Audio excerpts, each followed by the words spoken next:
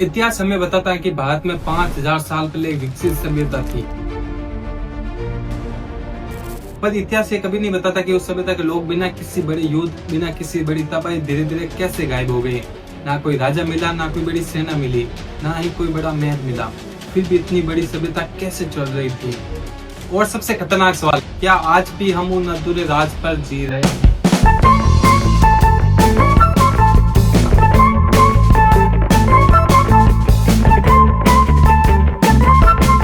नमस्कार दोस्तों, मैं विनोद सैनी लेके आया हूँ भारत का वो छुपा हुआ इतिहास जो आज तक आपने ना किताबों में पढ़ा होगा, ना ही किसी द्वारा पढ़ाया गया होगा। कहानी है 1921 की, जब पंजाब में एक जगह रेलवे लाइन बिछाई जा रही थी। रेलवे लाइन में ईंटें की जरूरत पड़ गई थी। तब वहाँ के आसपास के लोगों ने बताया कि हमारे गांव में ईंटें उपलब्ध हैं। तब एक ऑफिसर ने आदेश दिया कि गांव में जाके ईंटें लेके आ जाओ। तो वहाँ के लोगों ने ईंटें लाके रेलवे लाइन के नीचे बिछा दी। तभी एक बड़े ऑफिसर की नजर इस पर पड़ी कि ईंटें आ कहाँ से रही हैं। इस पर एक कमेटी का गठन हुआ। तो उस कमेटी ने जांच पड़ताल की और उस गांव की खुदाई शुरू की, और उस खुदाई में निकली एक पूरी सभ्यता जिसका नाम था हड़प्पा सभ्यता। अब एक छोटी सी चीज जो बहुत बड़ा सवाल खड़ा करती है, ईंटों का आकार जो हर शहर हर जगह एक ही अनुपात में 1:2:4 के रेशियो में।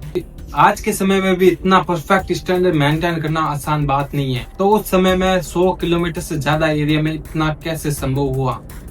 तो 5000 साल पहले ये लोग इतनी एकरूपता कैसे रख रहे थे? क्या कोई केंद्रीय व्यवस्था थी या कोई ऐसा सिस्टम जो आज भी हम समझ नहीं पाए?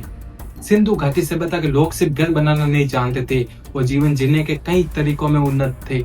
हर घर में पानी की व्यवस्था, कई घरों में खुदा हुआ कुआं, और सबसे बड़ी बात तो ये थी कि हर घर से निकलने वाला गंदा पानी एक बूंद भी नाली में जाता था, और वो नालियां पूरे शहर से जुड़ी हुई थी। कुछ जगहों पर नालियों के ऊपर पत्थर के ढक्कन भी मिले थे ताकि जरूरत पड़ने पर उन्हें खोला जा सके और उसे साफ किया जा सके। तो सोचो, आज भी हमारे देश के बड़े शहरों में बारिश आने पर कई जगह पानी भर जाता है। तो उस समय के लोगों की व्यवस्था कितनी अच्छी थी। इतिहास में जब भी हम किसी और सभ्यता को देखते हैं तो वहाँ पे मिलता है राजा, उनके महल और उनकी सेना के कई सारे अवशेष। लेकिन इस सभ्यता में ना तो कोई विशाल मूर्ति मिली, ना कोई सारी कब्र मिली, और ना ही किसी प्रकार के अन्य सबूत जिससे लगे कि यह सभ्यता में किसी राजा का राज हो। तो यहाँ के समाज कैसे चलता था? क्या यहाँ पे लोग बराबरी में विश्वास करते थे, या यहाँ पे सत्ता चलाने का कोई अलग ही स्वरूप था? क्या ये दुनिया की वो पहली सभ्यता थी जहाँ पे सत्ता का कोई दिखावा ही नहीं था? क्या फिर यहाँ का सत्ता चलाने का इतना अलग तरीका था कि आज तक हम उन्हें पहचान ही नहीं पाए? इनके शाकाहारी होने के तो कई अवशेष मिले, कहीं पे चावल मिले, कहीं पे गेहूं मिले, कहीं सफेद चना मिला, लेकिन इनके मांसाहारी होने का कोई सबूत नहीं मिला।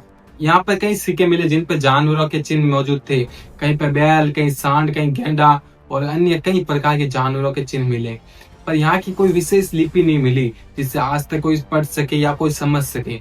कि आज का भी विज्ञान इतना विकसित नहीं हुआ कि यहाँ की लिपि पढ़ सके और इनको समझ सके। पहले ये माना जाता था कि इस सभ्यता पर किसी ने हमला किया हो या फिर यहाँ पर कोई बड़ी तबाही आई हो, लेकिन ऐसा कुछ नहीं था। पर नई खोज में ये मिला है कि यहाँ पर नदियों का बहाव चेंज हो गया था। कुछ नदियां सूख गई थी, यहाँ पर सूखा पड़ा था, खासकर एक नदी जिसे कई लोग सरस्वती मानते थे। जब पानी कम हुआ तो लोग धीरे धीरे शहर छोड़ के जाने लगे। मतलब ये सभ्यता एक दिन में खत्म नहीं हुई, ये धीरे धीरे खामोशी से मिट गई। और सबसे गहरी बात कि यहाँ के लोग कहीं गए नहीं, वही आज हमारे बीच में हैं। वो हमारी परंपराओं, हमारी आदतों, हमारे संस्कारों में जीवित हैं। इसका मतलब ये है कि सिंधु घाटी सभ्यता खत्म नहीं हुई है, वो आज भी हमारे बीच में, हमारी आदतों में, हमारे संस्कारों में, हमारी परंपराओं में जीवित हैं। तो ये था इतिहास का छुपा हुआ सबसे बड़ा सच। तो अगले एपिसोड में बात करने वाले हैं उस नदी की जिसके किनारे विश्व की सबसे बड़ी सभ्यता थी, और वो कहाँ गायब हो गई। क्या वो नदी थी या नहीं थी, या फिर ये कहानी है? अगले एपिसोड में इसका पूरा सच जानेंगे कि सरस्वती नदी थी या नहीं।